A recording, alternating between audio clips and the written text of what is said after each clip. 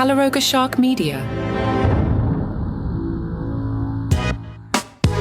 Hello, I'm Johnny Mac with your daily comedy news. I have like a normal head cold, like an old-fashioned prehistoric head cold. It's not COVID, it's just the sniffles. It's weird. I haven't had one in the 2020s. Hi.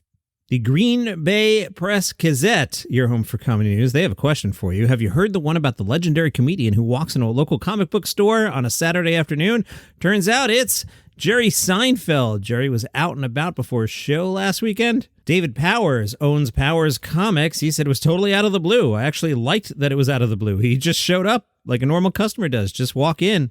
But David was doing well, and then he tried too hard, and he said, I was a little disappointed he didn't have his puffy shirt on. David, you tried too hard there to be funny, and you missed. One of the employees at the comic shop is also named Jerry. Owner David Powers went over to help him out and said, Jerry, meet Jerry. Powers says, that's my favorite part of the entire visit because he did a Seinfeldism. Seinfeld said, well, I'm a comic looking for a comic. Jerry apparently said that with that smirk that he has. It was beautiful. Jerry was looking for a Superman comic book from the 1960s. Powers knew right away which one Jerry meant, but Powers didn't have it. Jerry Seinfeld spent about 20 minutes browsing. It was clear that it was not his first time in a comic book store because he knew to flip through the back issues of some of the older stuff. Powers said, the really neat part about me is that Jerry Seinfeld is worth like $1 billion. He could easily order any comic book he wants, even the most expensive one in the world, without a problem.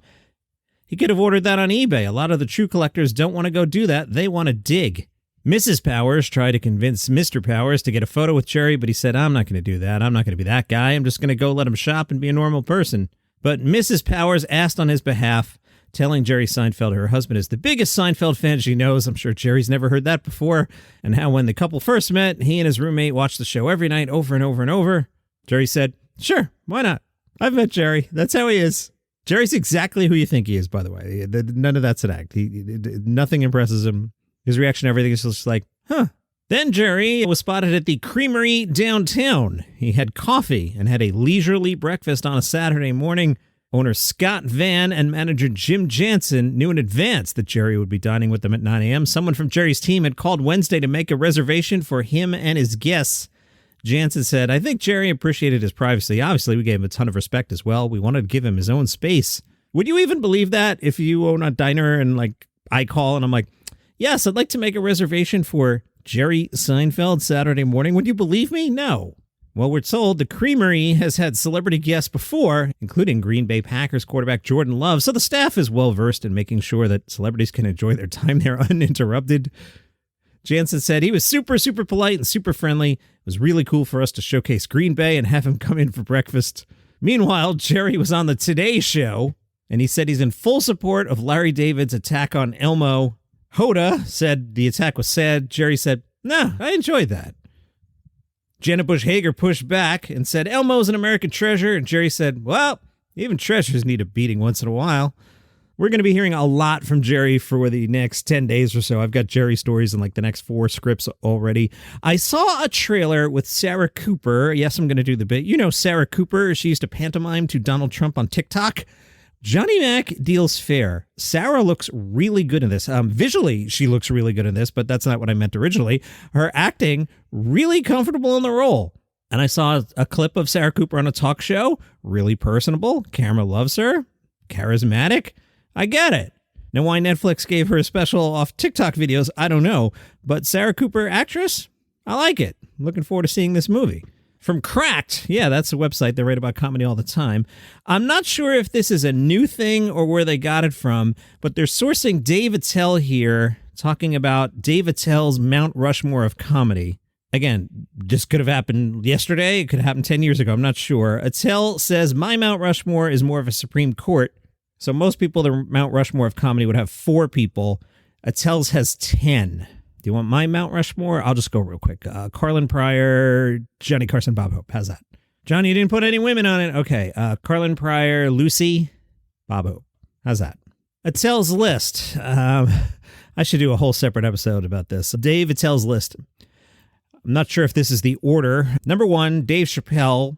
Then Bill Burr, Mitch Hedberg, Richard Jenney, Sam Kinison, Bill Hicks, Greg Giraldo, Patrice O'Neill, Gilbert Gottfried, Bob Saget.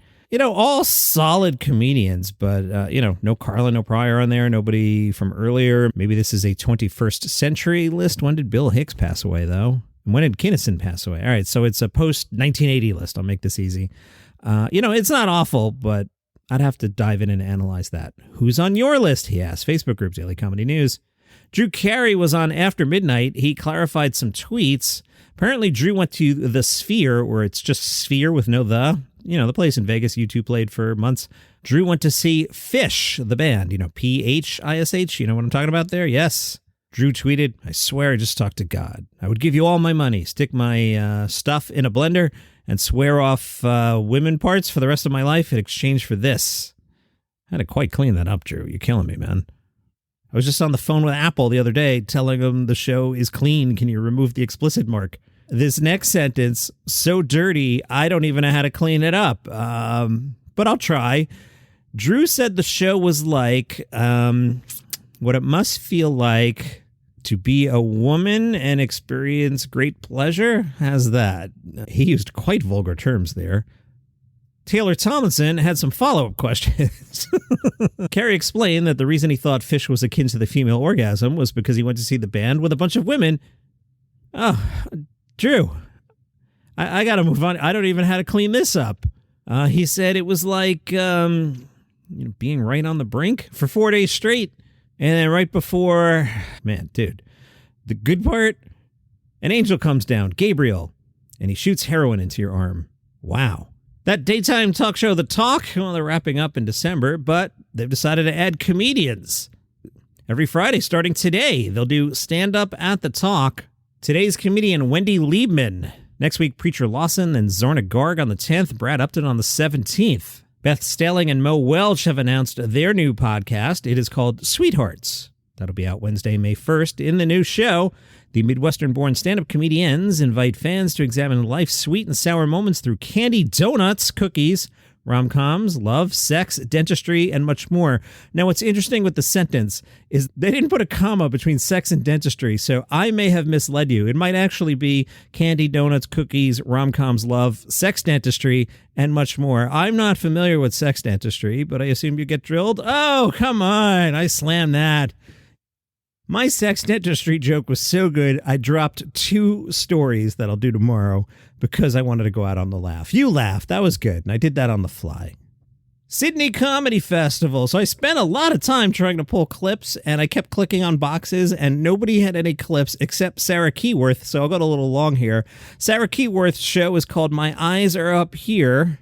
We are told Sarah Keyworth presents a joyous new show about family, acceptance, and a pair of big, well, not super big losses. In 2023, Sarah turned 30, got diagnosed with ADHD, and had top surgery. But the biggest thing to come out of the year was the revelation that maybe mom was right all along. Let's listen.